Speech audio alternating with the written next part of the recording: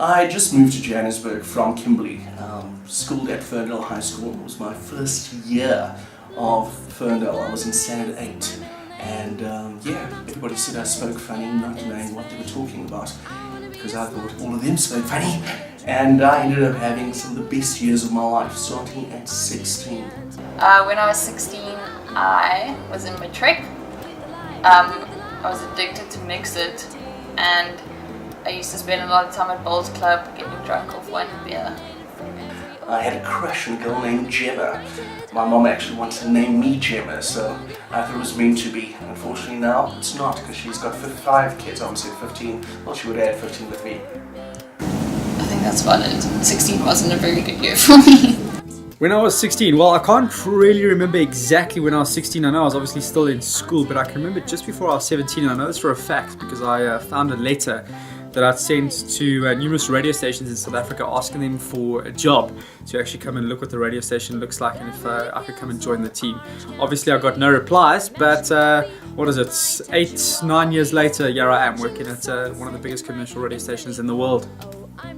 Well, when I was 16, I was pretending to be 18, and it was the first time I ever clubbed because I love music and I love dancing, and there was a place in Braamfontein called Caesar's Palace.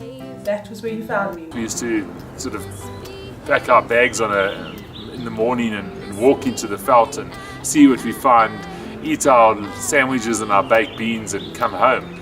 That was what we did when we were 16.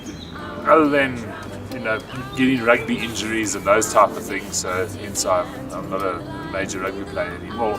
But that was what I did when I was 16. When I was 16, I was definitely at school, an all-girls school, boarding school, and I was trying to figure out if I was a boy or girl. I was just very passionate about radio. All I wanted to do was get into radio, and I even lied to my parents. I used to tell my parents that I was studying with friends when in fact I was hanging around at 702 radio and I was making coffee for DJs and putting records away for DJs.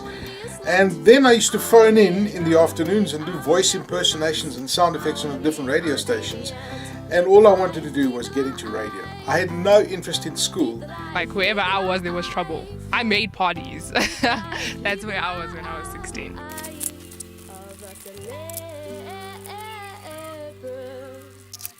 Of us